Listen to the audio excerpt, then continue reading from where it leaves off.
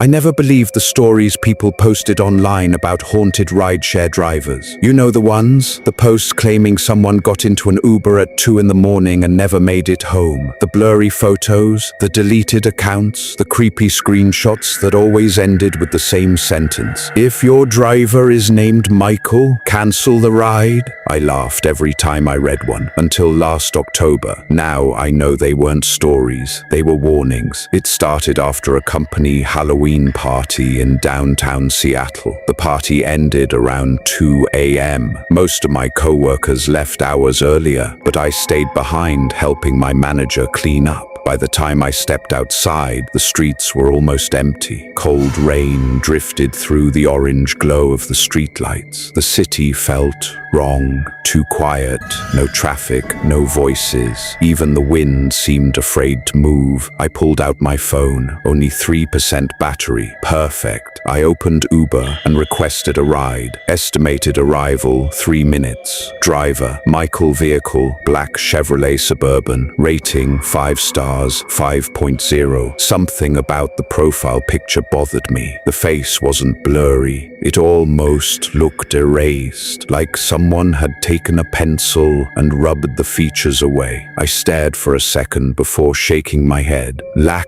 of sleep, I muttered. 2 minutes later, the SUV appeared from the darkness. No headlights, no engine noise. It simply rolled to the curb like it had been there all along. The back door unlocked by itself. I climbed inside. The moment the door closed, every sound outside disappeared. Rain, wind, traffic, everything, silence, the kind of silence that makes your ears ring. The driver never looked at me. Daniel Carter? His voice sounded distant, almost underwater. Yeah, no response. He pressed the accelerator. The ride began. For the first 10 minutes, nothing happened. The streets looked normal. Buildings, traffic lights, closed stores. But something felt off. Every intersection looked identical. Every traffic light stayed green. Not once did we stop. Not once did another car pass us. I checked the Uber app. The little blue line showing our route had frozen. The car icon wasn't moving anymore. I refreshed the app. Nothing. Then my phone flashed. No service, impossible.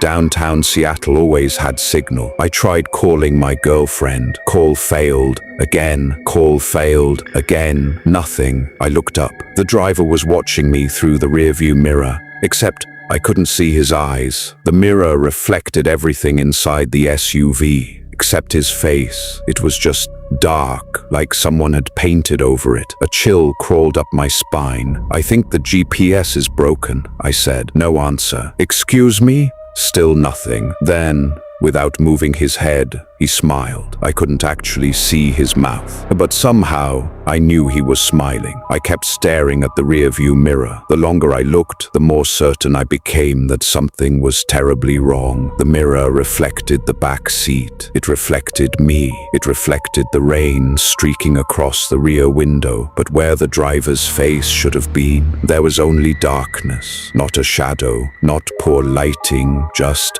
an empty patch of blackness where a human face was supposed to be. I blinked hard. When I looked again, his face was normal. Gray hair, wrinkled skin, thin lips, dark eyes fixed on the road. I let out a nervous laugh. You're losing it, Daniel, I whispered to myself. Maybe I was just exhausted. I'd been awake for nearly 20 hours. Maybe my eyes were playing tricks on me. I reached into my pocket and pulled out my earbuds. Music always helped calm my nerves. I tapped my playlist. Nothing happened. The screen froze. Then every icon disappeared. My phone went completely black, not powered off, just black, like the screen had become a mirror. My own frightened face stared back at me. Then the radio turned on by itself. Static, a burst of crackling noise filled the SUV. The driver never touched it. The volume slowly increased until the static was almost painful. Then a voice emerged. This is the Seattle Emergency Broadcast System. The voice sounded old,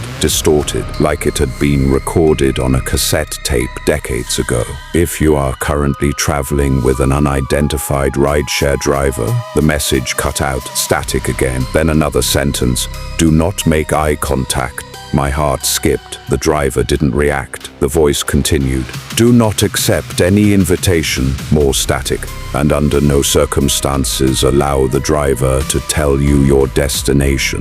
The radio suddenly went silent. I swallowed. Did you hear that? No answer. The driver kept driving, exactly the speed limit, hands resting perfectly at 10 and 2, not moving an inch. The silence returned. It felt heavier now, like the air inside the SUV had become thicker, harder to breathe. I looked outside. Something had changed. The city was gone. There were no buildings anymore, no streetlights, no sidewalks, only a narrow two-lane road cutting through endless forest. Towering pine trees surrounded us. Fog drifted between the trunks. I frowned. That wasn't possible. My apartment was in the opposite direction. I leaned forward. Excuse me. Still nothing. I think you missed the exit. The driver's lips moved for the first time since I entered the SUV. His voice came out barely above a whisper. There are no exits? I froze. What? There are only arrivals. A cold shiver ran through my body. I forced a laugh. Okay, that's creepy. No response. I checked the door handle. Locked. I pulled harder. Nothing. Child lock. Great. I tried the window switch. Dead. No movement. The SUV continued deeper into the forest. Minutes passed, or maybe hours. Time didn't seem normal anymore. The dashboard clock read 2:31 a.m. 5 minutes later, it still read 2:31 a.m. I checked my wristwatch. The second hand wasn't moving. Every clock had stopped, except the speedometer. It slowly climbed, 60 miles per hour. The trees outside became green streaks, yet the SUV didn't shake. It felt as if we were standing still while the world rushed backward. Then I saw someone standing beside the road, a woman, barefoot, wearing a soaking wet white dress. She wasn't waving, she wasn't moving, she simply watched us pass. Her head slowly turned as the SUV drove by. Then another figure appeared, an elderly man holding a lantern, then a teenage boy, then a police officer. Dozens of silent people stood along the roadside, all staring at the SUV. None of them blinked, none of them smiled, none of them moved. I twisted around to keep looking through the back window. They never chased us. They never disappeared. They simply remained there, watching, as though they knew exactly where I was going, and they pitied me. I faced forward again. The driver finally spoke, without looking at me. They're waiting for their ride. My mouth went dry. What do you mean?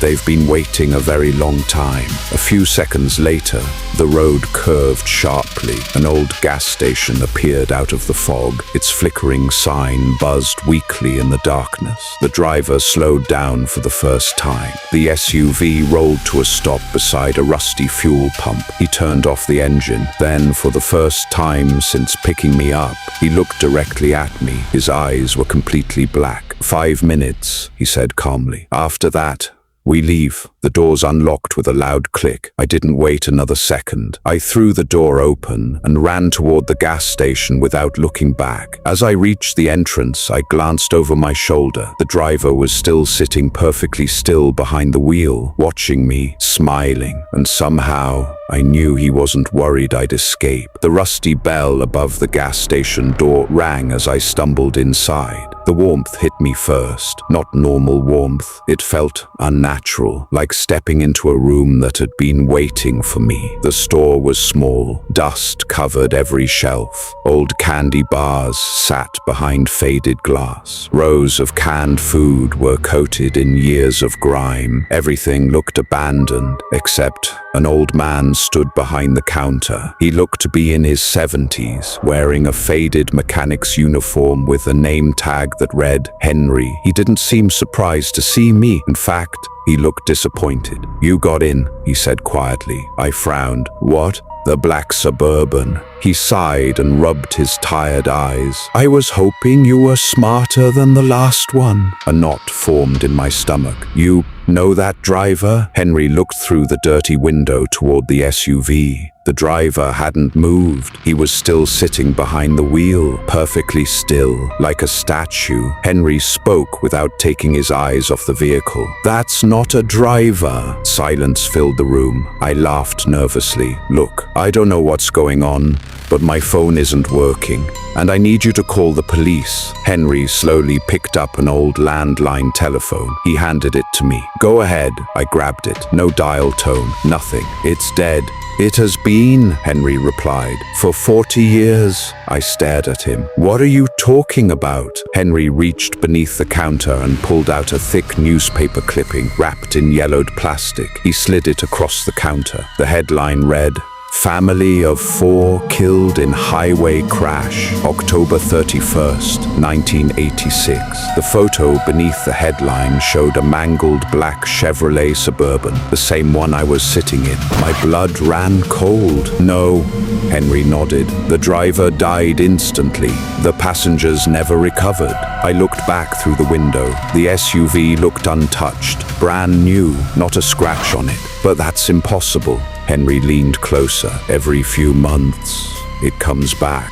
It only appears after 2 a.m. It only picks up people traveling alone, and no one who stays in that vehicle is ever seen again. My heartbeat thundered in my ears. So, call the police. Henry gave me a sad smile.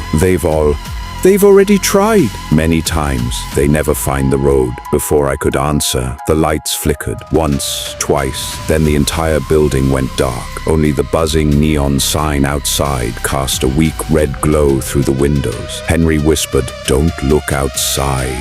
I turned anyway. The SUV was gone. My breath caught. It had vanished without a sound. The parking lot was empty. For one brief moment, I felt relief. Maybe it had left. Maybe this nightmare was over. Then, tap. Something struck the window. I slowly looked toward the glass. A pale hand pressed flat against it from the outside. Then another, then another. Within seconds, dozens of hands covered every inch of the window. They weren't trying to break in. They were trying to get my attention. Faces began to appear behind the glass. Men, women, children. Their skin was gray. Their eyes were hollow. Their mouths opened and closed silently, as if they were screaming underwater. Henry grabbed my arm so hard it hurt. "Don't listen. I can't hear anything." "You will." A low whisper drifted through the walls. At first it sounded like wind. Then it became words, soft, pleading. "Help us."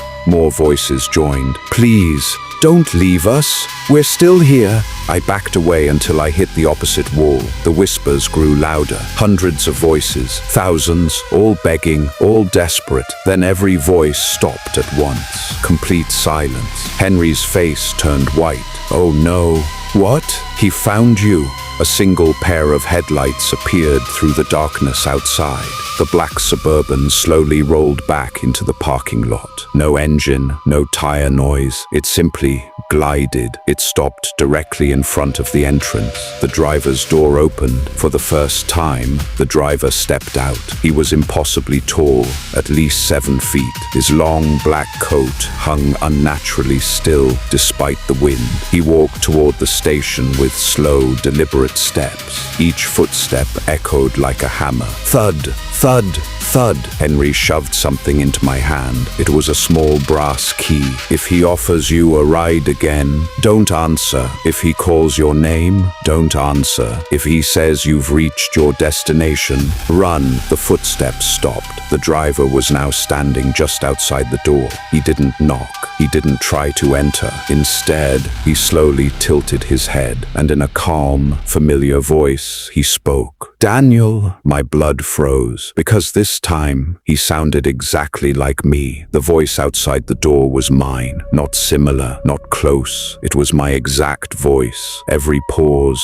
every breath, every tiny crack in the words. It sounded as if someone had recorded me speaking and played it back perfectly. "Daniel, I know you're in there." I looked at Henry. His face had turned pale. He slowly raised one finger to his lips. "Don't answer." I nodded. Outside, the thing wearing the driver's body smiled. Even through the dirty glass, I could see its lips stretching wider than any human mouth should. Then it spoke again, only this time it sounded like my mother. "Daniel, sweetheart, it's okay. Come outside." My heart nearly stopped. My mother had died 8 years earlier. No one should have known her voice. Tears filled my eyes before I could stop them. Every instinct in my body wanted to open the door. Henry grabbed my shoulder. "It's not her." "I know." "Then don't listen." The creature laughed, a low, hollow laugh that seemed to come from every direction at once. Its face began to change. The wrinkles disappeared. The gray hair faded. Its skin shifted like wet clay. Within seconds, I was staring at myself. Same clothes, same haircut, same frightened expression. It smiled. I didn't. Then it knocked. 3 slow taps. Knock, knock, knock. The lights inside the gas station exploded. Glass rained across the floor. Darkness swallowed the room. Only the flickering red glow from the gas station sign remained. Henry whispered, "It's inside." "What?" The door never opened. I know. Something moved behind us. Not footsteps. Breathing. Slow. Heavy. I turned. Nothing. Another breath. Closer this time. The aisles between the shelves suddenly seemed much longer than before. They stretched deep into darkness where they hadn't existed moments earlier. The tiny gas station was becoming impossible. Henry pulled an old flashlight from beneath the counter. Its weak beam shook in his trembling hands. We moved slowly between the shelves. Every few steps, something scraped across the floor somewhere ahead, like long fingernails dragging over concrete. I called out before I could stop myself. "Who's there?" Immediately, Henry hissed, "No!" Too late. A voice answered from the darkness. "My name," it was my voice again, "is Daniel Carter." My stomach dropped. The flashlight flickered. For a split second, the beam illuminated someone standing at the end of the aisle. Me, or something pretending to be me. It grinned. Its teeth were impossibly long. Then the light went out, complete darkness. I heard running, not toward us, around us, circling, fast, far too fast for any person. The footsteps echoed from every direction, left, right, behind, above. Henry shoved the flashlight into my hands. "Run!" We sprinted through the maze of shelves. The store kept changing. Aisles bent in impossible directions. Doors appeared where walls should have been. The ceiling grew higher and higher until it vanished into blackness. This wasn't a gas station anymore. It was a trap. Behind us came laughter, hundreds of voices laughing together. I risked one glance over my shoulder. Dozens of people stood silently between the shelves. The same figures I'd seen beside the road. The woman in the white dress, the old man with the lantern, the police officer, the teenage boy. They weren't chasing us. They were pointing behind me. I turned forward and nearly collided with Henry. He stood frozen in place. His flashlight illuminated a rusty metal door. Painted across it in faded white letters were the words, "Employees Only." Henry shoved the brass key into my hand. The key. My hands shook so badly I could barely fit it into the lock. Behind us, the laughter stopped. Silence. Then one slow clap. Another, then another. The creature was applauding. I forced the key to turn. Click.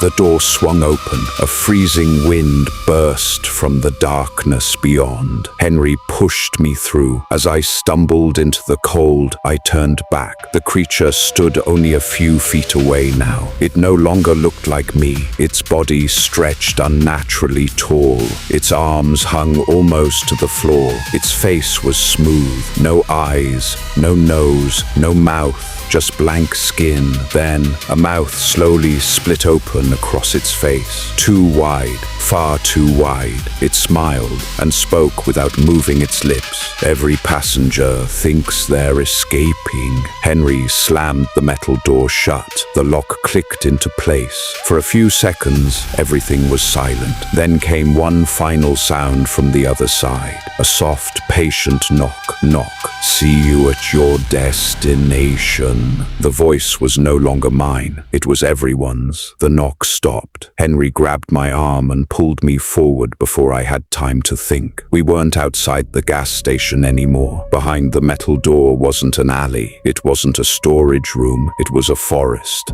An endless forest swallowed by thick gray fog. The gas station had disappeared as if it had never existed. Only the rusty metal door stood alone between the trees. There were no walls attached to it, just a single door, standing in the middle of nowhere. I turned back. "Henry, what is this place?" He didn't answer immediately. Instead, he looked up at the sky. There was no moon, no stars, just an endless blanket of black. Finally, he spoke. "This road doesn't exist on any map."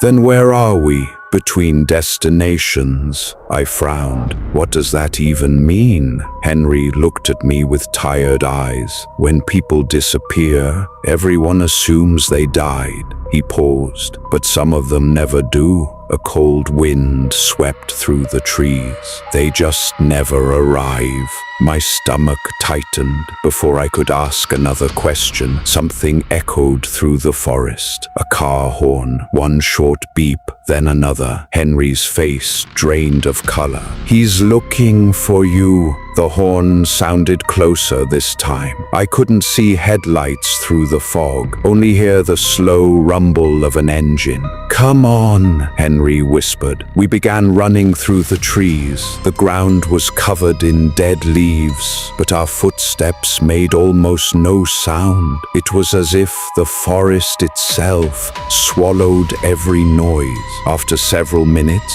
we reached a clearing. In the center stood an old stone fountain. Its water was black, perfectly still. Around the fountain stood dozens of people. Men, women, children. None of them moved. They stared into the dark water without blinking. One little girl slowly turned toward me. She couldn't have been older than 8.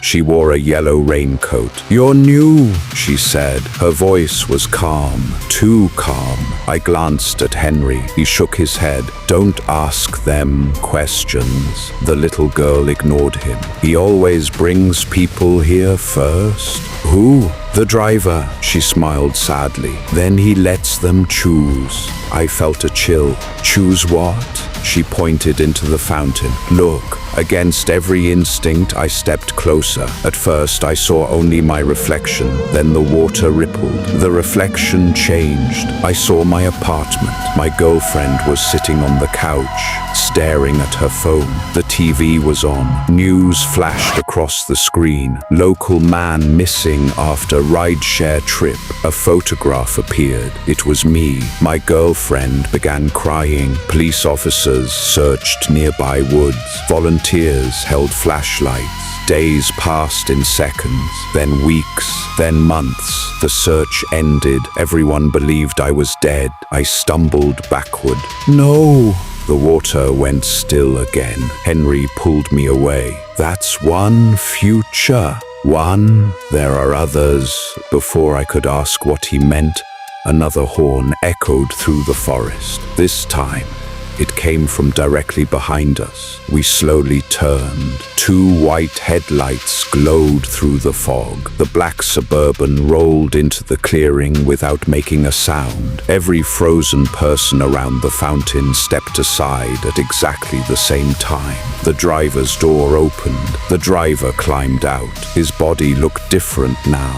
taller, thinner, almost skeletal. His coat drifted in a wind I couldn't feel. He looked directly at me. "Daniel?" I refused to answer. A faint smile crossed his impossible face.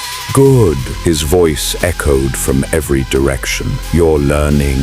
Then he held out a small object. My phone. Its screen lit up. Battery 100%. A notification appeared. "Your trip is almost complete." Below it was a single button. "Confirm arrival." My thumb twitched without me meaning to. Something about that glowing button felt irresistible, as if pressing it would end everything. The fear, the confusion, the endless nightmare. Henry slapped the phone out of my hand. It hit the ground. The screen shattered. The driver tilted his head. "You've delayed the inevitable long enough." The fog around us began to move, not like mist, like people. Hundreds of shadowy figures emerged between the trees. All of them were carrying suitcases, backpacks, briefcases, things travelers carry. They walked silently toward the Suburban. One by one, they climbed inside, even though it should have seated only 7 people. Dozens entered, then hundreds, yet there was always room for one more. The driver opened the rear passenger door, the same door I had entered hours ago. He gestured toward it. "Your seat is waiting," Henry whispered urgently. "Run, Daniel, now!" I turned and sprinted into the darkness, the sound of the engine starting behind me. Somewhere in the forest, something else woke up, and it was much larger than the driver. I didn't look back. Every instinct screamed at me to keep running. Branches whipped across my face as I crashed through the forest. My lungs burned, and my legs felt like they were about to give out. Behind me, I expected to hear the roar of the Suburban's engine. Instead, I heard nothing. That terrified me even more. I slowed down for just a second and glanced over my shoulder. The forest was empty. No headlights, no driver, no Henry, just endless fog. It was a graveyard, without graves. A voice echoed through the trees. "You're walking on everyone who tried to leave." The driver, but I couldn't tell where the voice came from. It was everywhere. Then the fog began to thin. Ahead of me stood a massive iron gate. Beyond it, a highway. Real cars sped past. Real headlights.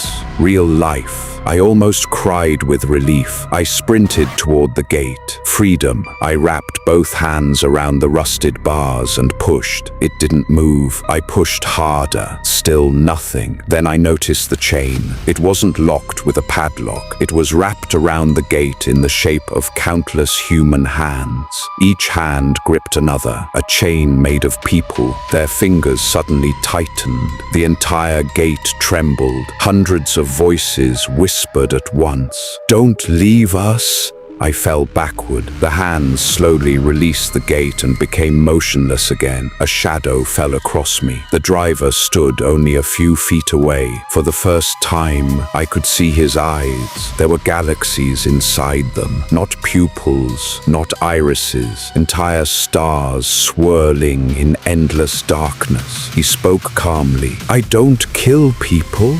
I stared at him. "What? I take those who are already lost." "I wasn't lost. You were." His words echoed through my mind. "You stopped believing you belonged anywhere long before you entered my vehicle." Images flashed before my eyes. Long nights at work, missed calls from family, cancelled plans with friends, the loneliness I had ignored for years. The driver took one step closer. "I simply offered you a ride." I shook my head violently. "No. You accepted." Behind him, the black Suburban rolled silently out of the fog. Its rear door swung open by itself. Inside, I could see every passenger I'd encountered. The little girl in the yellow raincoat, the police officer, the woman in white, even Henry. He looked at me with sadness, not fear, sadness. He slowly shook his head. "No, I whispered. "You said you could help me." Henry replied quietly. "I never said I escaped." My heart shattered. The driver extended his hand. "Your destination awaits." My phone suddenly vibrated inside my pocket. I pulled it out. The screen had somehow repaired itself. A new notification appeared. "Trip complete" below. It were 2 buttons. "Rate your driver" or "Exit ride." I stared at them. My finger hovered over the screen. The driver smiled. "So few notice the second choice." I didn't hesitate. I pressed "Exit ride." The phone screen turned pure white. A deafening sound exploded around me. The forest cracked apart like broken glass. The driver let out a roar unlike anything human. The Suburban began to dissolve into black smoke. The passengers reached toward me as if they wanted to come along, but they couldn't. The light swallowed everything. I woke up lying on the shoulder of a highway. Morning sunlight warmed my face. Police officers surrounded me. An ambulance had just arrived. "You've been missing for 3 days," one officer said. 3 days? To me, it had only been a few hours. They searched the area. There was no forest, no gas station, no iron gate, no black SUV, only an empty stretch of highway. Weeks passed. Life slowly returned to normal, or at least I pretended it did. I never used a rideshare app again. I never drove after midnight. And every Halloween I stayed home with the lights on. I convinced myself it had all been some impossible nightmare. Until one rainy night, my phone buzzed. A notification appeared from an app I had deleted long ago. "Michael is nearby. Your driver has arrived." I hadn't requested a ride. My hands began to shake. Then another notification appeared. "You forgot to rate your last trip." Outside my apartment window, a familiar black Chevrolet Suburban was parked across the street. Its headlights were off. The rear passenger door slowly opened, waiting, just as it had the first time. And on the windshield, written from the inside in fogged glass, were 5 simple words. "You never really exited."